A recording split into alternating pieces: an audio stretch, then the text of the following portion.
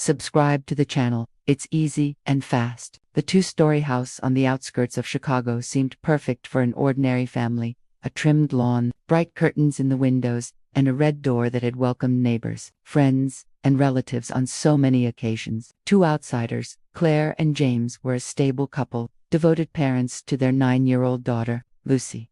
But inside the walls of that house, silence had taken up more space than any piece of furniture. James had been using the living room sofa as his bed for months. He said it was because of his snoring, to not bother Claire. At first, she had insisted he return to the bedroom, but the insistence didn't last long. Routine, indifference, and exhaustion eventually turned his absence beside her into something natural. Every night, as she lay down, Claire looked at the empty space in the marital bed and wondered at what point the marriage had ceased to be a refuge and had become just a functional cohabitation. During the day, Claire's life was reduced to predictable tasks: preparing breakfast, taking Lucy to school, facing the traffic to the accounting office where she worked, meeting clients, coming home, cooking, doing laundry, and supervising her daughter's homework. The same cycle, repeated without pause, like a gear that never rested. James, for his part, worked at a mechanic's workshop. He was dedicated, always arriving late and exhausted. He was proud to support the house, but spoke little. When they met at the table, the dialogue was limited to practical exchanges: bills,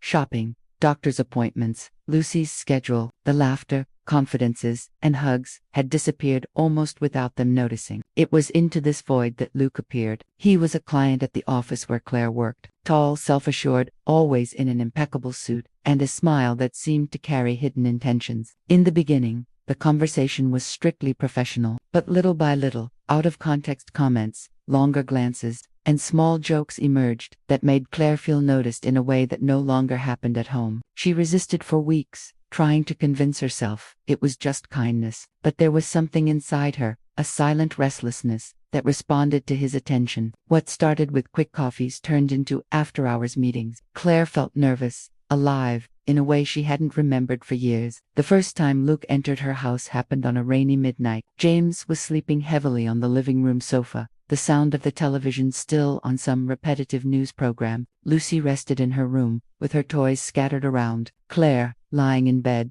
waited, anxious and fearful at the same time. When Luke climbed through the bedroom window, her heart pounded. The risk was insane, but the adrenaline seemed stronger than common sense. They kissed quickly, like two hidden teenagers, but the sound of footsteps in the hallway made Claire push him under the bed. The weight of that scene hit her fully. Luke, a grown man, hidden like a culprit, while James slept a few feet away. She remained paralyzed, sitting on the edge of the bed, without the courage to send him away, and without the strength to pretend nothing was happening. The silence of that night was more deafening than any scream. The next morning, Claire looked in the mirror and barely recognized herself. There was a mix of excitement and shame on her face. She tried to act normally, preparing coffee, calling Lucy for school, avoiding James's gaze when he passed through the kitchen, still sleepy, but inside her, something had already changed irreversibly. Lucy, with her attentive child's eyes, noticed what the adults thought they were hiding. As she ate her morning cereal, she watched her mother curiously, as if searching for answers in every gesture. Claire smiled to hide it, but felt the tightness in her chest. The day dragged on. At work, Claire couldn't concentrate on the numbers. The image of Luke under the bed repeatedly returned to her mind. What had once seemed like a dangerous game now transformed into a suffocating secret. That night, James came home late, as usual. He sat on the sofa, took off his boots, and turned on the television. He didn't ask anything about Claire's day,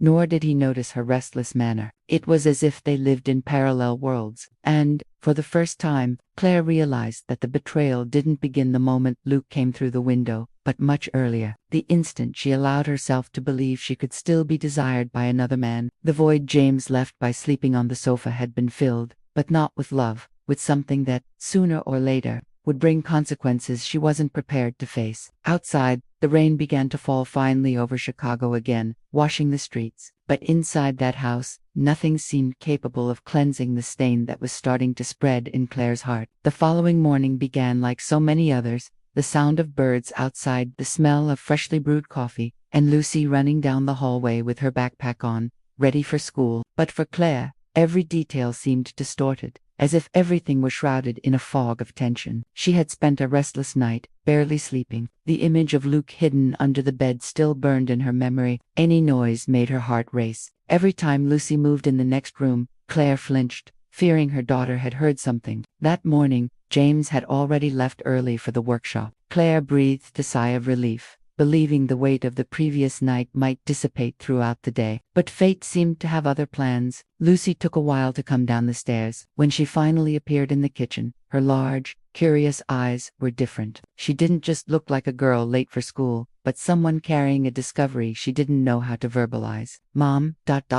she said hesitantly, stirring her cereal without really eating. Who was the man who was in your room last night? The sound of the question struck like lightning. Claire felt her throat dry instantly. She tried to smile, but her face trembled. What are you saying, dear? There was no one in the room. You must have dreamed. Lucy shook her head. Serious. I saw him. He went out the window. I was going to the bathroom and heard a noise. When I looked, there was a man climbing out.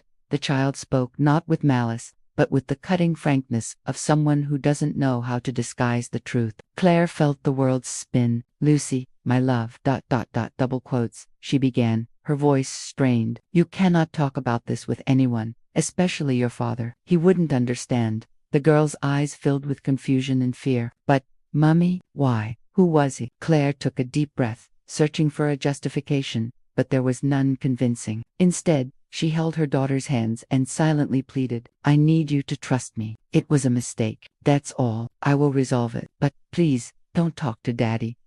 Lucy didn't answer. She just lowered her head and finished her cereal in silence. For Claire, that silence was more painful than any accusation. On the way to school, the tension between them was palpable. Lucy looked out the car window, not saying a word. Claire tried to find light phrases to break the atmosphere, but everything seemed empty. The bond that had always been so natural was now cracked. For the rest of the day, Claire worked on autopilot. She attended 2 clients, typed reports, smiled when necessary, but inside she was in pieces. Guilt was consuming her. It wasn't just the betrayal against James now. She had involved her own daughter, making her complicit in her mistake. When she returned home, she found James sitting on the sofa, still in his workshop uniform. He rarely arrived so early. Hi, he said, without emotion. How was your day? Claire froze for an instant but replied with practiced naturalness. Busy, as always. And yours? Normal, he shrugged. Lucy is already in her room, doing homework.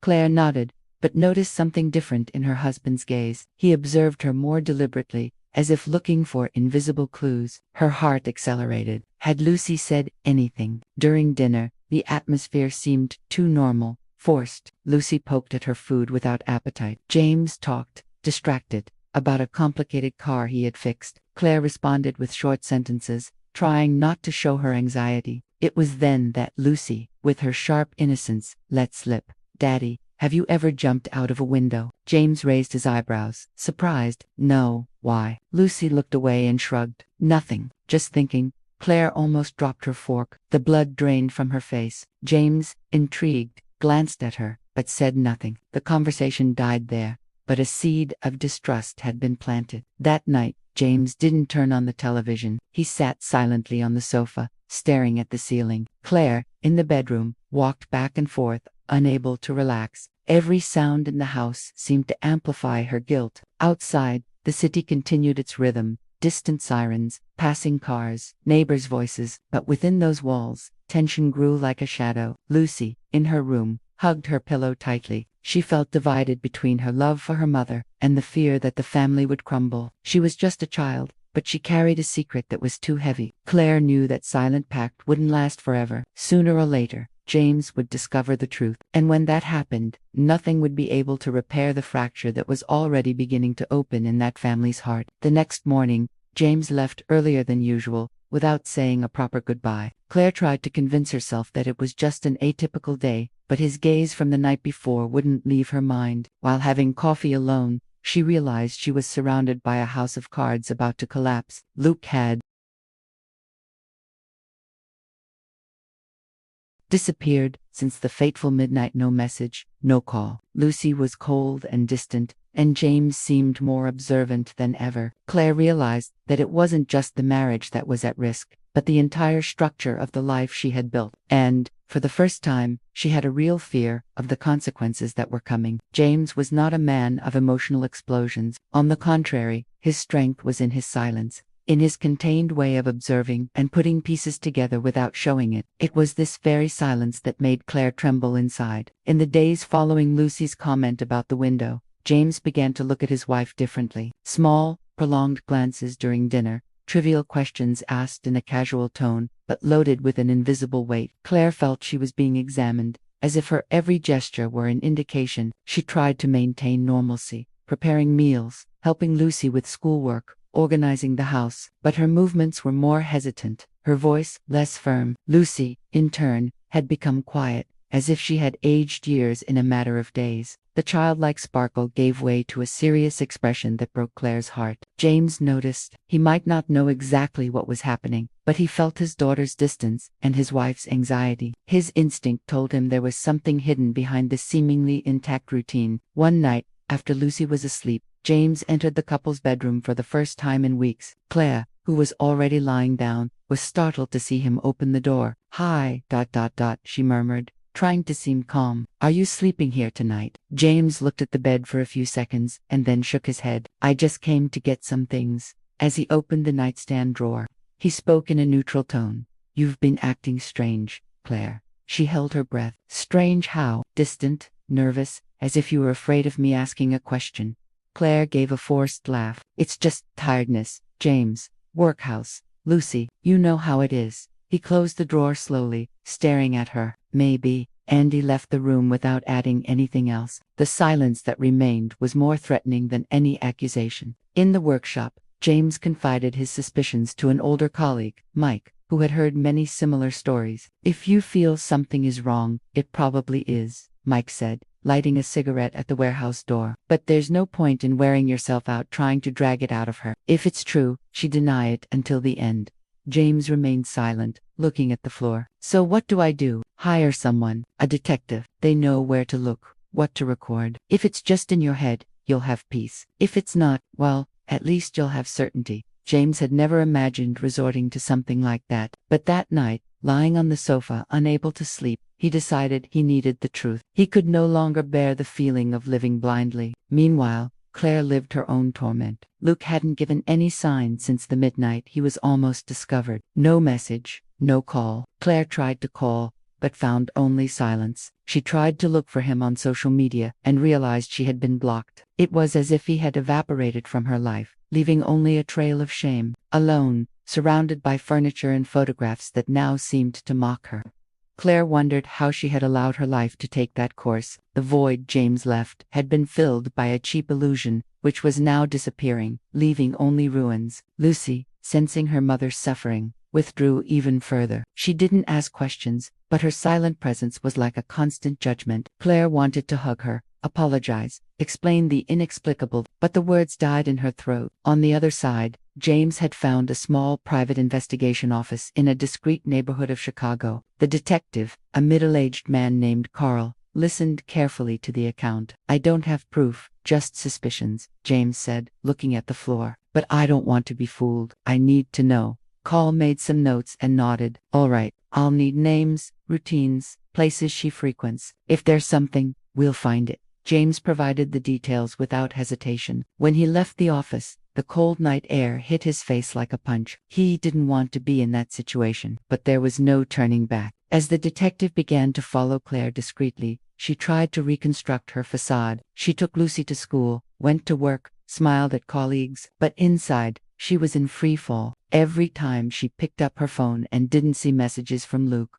a tightness consumed her. Every time she looked at Lucy in silence, she felt the unbearable weight of guilt. One afternoon, returning home, Claire parked the car and stayed inside for long minutes, without the strength to go in. From the window, she could see James working in the garden, cutting dead branches. He seemed so oblivious to everything, and yet so close to discovering. When she finally entered, she forced a smile. "How was your day?" she asked, trying to sound casual. "Normal," he replied, without looking up. "Yours? Tiring, I imagine." And that was it. Once again, James's indifference ate away at her inside. 2 days later, Carl called James. "I think we found something. I need you to come to the office."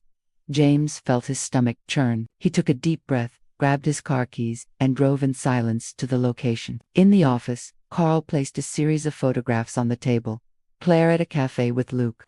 Claire getting into his car. Claire rushing out of a discreet hotel on the outskirts of the city. James said nothing. He just looked, one by one, as if each image were a silent blow. "I'm very sorry, sir," Carl said, his voice low. James simply nodded, putting the photos into a folder. He stood up and left, without shedding a tear. As he drove back home, the world seemed still. The traffic, the people on the sidewalks, the city lights, everything continued as always. But for him, nothing would ever be the same. That night, Claire noticed the different silence. James wasn't looking at her as before, wasn't speaking as before. There was a cold calm in his gestures, as if he had reached a definitive conclusion. Claire, unaware that she was already exposed, tried to convince herself that there was still time to mend things. But James's look said otherwise. Time had run out. Claire was preparing dinner on a random Thursday, mechanically chopping vegetables. When she noticed James standing in the kitchen doorway, he watched her in silence, arms crossed, his expression impenetrable. "Hi, double quotes," she said, trying to sound natural. "You're home early today?" "Yes," he replied, his voice low, almost monotonous. The silence lingered. The sound of the knife hitting the cutting board seemed too loud. Claire tried to smile, but her nervousness betrayed her. "Has something happened?" she asked, avoiding looking him directly. James took a deep breath and walked to the table. He sat down, leaning the brown folder on the surface. "We need to talk." Claire felt her whole body freeze. The hand holding the knife became shaky. She put the utensil down and sat opposite him, trying to control her breathing. James opened the folder and, without saying a word, spread the photographs taken by the detective across the table. Images of Claire getting into Luke's car, laughing with him in a cafe, and finally, the most devastating photo, the two of them leaving a cheap hotel together. Claire's world collapsed. She covered her mouth with her hand, immediate tears flooding her eyes. "James, I can explain, He interrupted her with a calm gesture. "You don't need to. The photos explain themselves." The coldness of his response was more painful than if he had screamed. Claire expected anger, insults, a storm, but she found only a calm that bordered on contempt. "It was just, she tried, her voice strained. "It was a mistake. I was feeling lonely, invisible, invisible." James stared at her for the first time, his eyes fixed, hard. "I work 12 hours a day to keep this house, so that you and Lucy don't lack for anything, and you felt invisible." Claire wiped her tears with her sleeve. "I'm not justifying it, I just, I got lost. I needed to feel alive again." James sighed, resting his elbows on the table. "Do you think what destroys me is that you slept with another man?" "No, what destroys me is the lie. The averted glances, the secrets, the way you excluded me from your life without even having the courage to say you were unhappy." The words hurt him as much as they hurt her. He spoke calmly, but each sentence was a precise cut. "James, I never wanted to end our family. I didn't think about the consequences. And here we are now." He pushed the photos back into the folder. "I won't yell, Claire. I won't break anything, but I also won't pretend we can continue."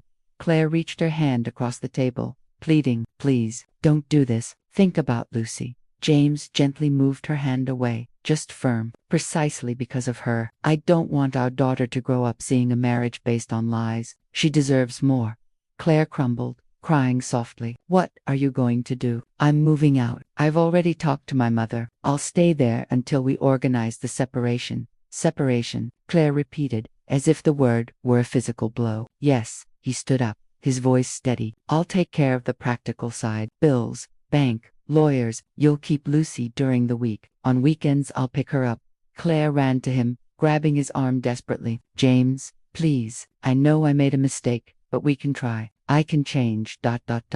He looked at her for a moment, and in that gaze there was a deep sadness, but no room for reconsideration. "I've already made my decision." Lucy overheard part of the conversation from the hallway, not all the words, but enough. Her mother's crying, her father's cold tone, the word separation. Her child's heart understood more than Claire would have liked. She ran to her room and curled up in bed, hugging the teddy bear James had given her years ago. When James left with the folder in his hand, He didn't look for his daughter. He didn't want her to see him in that state. Claire, in turn, entered Lucy's room shortly after. She found the girl lying down, pretending to sleep. She sat beside her, stroking her hair. "Everything will be okay, my love," she whispered, even without believing her own sentence. "Mommy is here." Lucy didn't open her eyes, but a tear silently rolled down her cheek. The next morning, James left early, taking only a few bags. The sofa, which for so long had been a symbol of the couple's distance, now remained empty. The silence in the house was even deeper. Claire walked through the rooms in a trance, as if every object had lost its meaning. The family photos on the shelf seemed to mock her. Each smiling portrait was a cruel reminder of what she had destroyed. Luke, the man for whom she had risked everything, remained missing, blocked on all networks, with no response to her attempts at contact. Claire felt the loneliness crush her, and Lucy, although physically present, was distant. The daughter who always ran into her mother's arms now avoided her gaze, taking refuge in silences that weighed more than words. Claire realized she had lost more than a husband. She had also lost her daughter's trust, the foundation of her family, and perhaps herself. James, at his mother's house, began the practical reconstruction of life. He opened a new bank account, canceled joint cards, talked to lawyers. His tone was always calm, almost surgical, as if he had shut down his emotions to be able to move forward. For him, there was no going back. The love he had felt for Claire was now buried under a layer of disappointment impossible to remove. Claire, meanwhile, remained in the house, surrounded by memories she couldn't erase. The smell of James's shirt in the closet, the mark of his body on the sofa, Lucy's laughter in happier times. Everything was now in absence, and, deep down, she knew that was only the beginning. James left the house on a Saturday morning, taking only 2 bags and the dignity of someone who knew there was nothing left to save. Claire stood frozen at the door, without the courage to beg or even cry in front of him. She watched him cross the street and get into his mother's car, parked on the sidewalk. There were no shouts, no passionate goodbyes, just the heavy silence that would accompany each of them from then on. Lucy, who had watched everything from the stairs, slowly descended and went straight to her room. Claire wanted to hug her, but the girl closed the door without saying anything. It was a simple gesture, but loaded with rejection. Claire realized she had lost not only her husband, but also her daughter's trust. In the days that followed, the routine became a minefield. The bank accounts that were once joint were now blocked for Claire. James had transferred everything to a new account, leaving only a minimal amount for her to manage the house until the separation papers were finalized. Every decision was communicated by email, with short, formal sentences. "As of Monday, Lucy will be with me on Wednesdays and alternating weekends. Please do not use my car. I have already arranged the insurance in my name only." There was no aggressiveness in the tone, but a cutting coldness, as if Claire were just a work colleague with whom he needed to deal with logistics. Luke, for his part, had disappeared. After the last encounter where he was almost caught, he simply blocked Claire on all social media. No message, no explanation. Claire checked her phone for any sign, but nothing appeared. It was as if he had never existed. This made her feel even more pathetic. She had lost her husband, her daughter, and even her lover, leaving only the void. Lucy became silent. She ate in front of the television, avoided conversations, and responded to her mother with monosyllables. Sometimes Claire heard the girl talking animatedly on the phone with James, recounting details from school or the soccer team, things she no longer shared with her mother. This distance hurt more than any divorce document. One night, Claire tried to sit on the edge of Lucy's bed. "Do you want me to read you a story, like before?" she asked, almost whispering. Lucy turned her face to the wall. "You don't need to." They were 3 words, but to Claire they sounded like a sentence. The separation papers arrived by mail, in a brown envelope. Claire opened it with trembling hands and read the clauses: division of custody, asset sharing, visitation, alimony, everything signed by James, only her signature remaining. There was no room for negotiation, only the formalization of an end that had already been decided. Claire signed, without tears, because she no longer had the strength left to cry. Weeks turned into months. The house, once full of voices and noise, now seemed like a mausoleum. The family photos on the walls became almost offensive, memories of a life that no longer existed. The sofa where James slept, once a reason for resentment, now seemed like a symbolic tomb of the relationship. Claire avoided looking at it. At family birthdays, she found herself isolated. James's mother no longer greeted her. Mutual friends disappeared. Even the neighbors, previously cordial, started to avoid her, as if they knew. And maybe they did know, because in middle-class American towns, nothing stays a secret for long. Amidst this scenario, Claire realized that her punishment would not be quick or explosive. There would be no public scandals or heated fights. The consequence was slow, silent, and relentless. The gradual loss of everything that gave meaning to her life. In the solitude of the bedroom, she often caught herself talking to herself, trying to justify what she had done. I just wanted to feel something. I just wanted to remember who I was before I was just a wife and mother. But when she spoke those phrases out loud, they sounded empty, fragile, like excuses that not even she believed. On a rainy night, hearing Lucy laugh on the phone with James, Claire finally understood the dimension of her fall. There was no way to rebuild everything at once. All that remained was to accept the pain, live with the absence, and try, little by little, not as a wife or lover, but as a mother, to find a way back into her daughter's heart. And that was perhaps the cruelest part of all, realizing that Lucy's forgiveness would be harder to win than James's. Autumn arrived quickly, covering the streets with red and golden leaves. For many neighbors, that season was a symbol of renewal. But for Claire, it was just another reminder that time was moving forward without waiting for her to recover. James was already adapted to the new routine. Lucy spent Wednesdays and alternating weekends with him. Claire watched from afar as her daughter returned from those days, lighter, smiling, as if she had rediscovered a piece of childhood that no longer existed by her side. When she returned to her mother's house, Lucy plunged into silence, dedicating herself only to school or her cell phone. Claire tried to fill the empty spaces. She bought new flowers for the living room, redecorated the bedrooms, reorganized the closets, but nothing changed the fact that every piece of furniture, every photograph, and even every hallway carried the shadow of a past that could no longer be recovered. Nights were the worst. The silence seemed to gain substance, growing until it became unbearable. Claire went to bed early but stayed awake, reliving in detail the choices that led her there. The image of Luke hidden under the bed still haunted her, not because it had been an exciting moment, but because it now represented the breaking point, the instant the life she knew began to crumble. She tried to contact Luke, creating new profiles on social media, sending messages that never received a response. His absence became almost an obsession. It wasn't love, nor passion. It was the desperate need not to feel completely discarded. But Luke had disappeared from her life as quickly as he had entered it. And, little by little, Claire began to accept that that void would never be filled. Lucy, increasingly distant, cultivated a world of her own to which Claire had no access. Sometimes, coming home, Claire would find her daughter on the porch, laughing on the phone with her father. She watched in silence, not daring to interrupt. The sound of her daughter's laughter was like a knife, sweet and painful at the same time. At work, Claire maintained the appearance of normalcy. No one asked directly, but the looks said everything. She heard whispers when she left the room, muffled comments in the corridors. The divorce was no secret, and, even if no one knew the details, she carried the invisible mark of guilt. As the months passed, loneliness ceased to be just the absence of company. It became a cruel mirror. Claire saw herself increasingly aged, tired, with deep dark circles and a faded look. The woman who, years ago, dreamed of trips, projects, and new beginnings, was no more. There was only a survivor, someone struggling to get through each day without breaking down. When Lucy's 10th birthday approached, Claire felt the urgency to leave her something more than gifts. She knew she couldn't buy her daughter's forgiveness with toys or clothes. She decided to write a letter. She sat at the kitchen table, surrounded by cold coffee mugs and ink smudges. The letter began hesitantly, with simple phrases. My dearest Lucy, perhaps you don't want to hear anything from me now. Perhaps you see me only as someone who failed you and your father. But I need you to know that,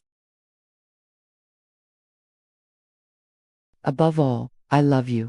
I made a mistake, not because you or your father weren't enough, but because I myself didn't know how to deal with my own emptiness. She wrote about how much Lucy meant, about how she wished she had done things differently. She admitted her cowardice, confessed her loneliness, but made it clear that none of this diminished the love she felt.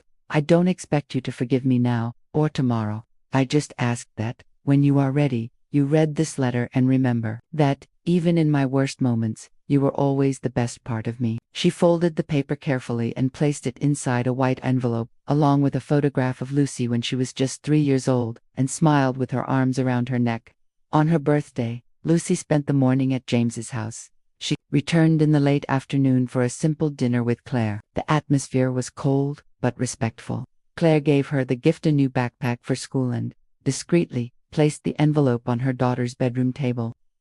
Lucy didn't open the letter that night, nor the next day.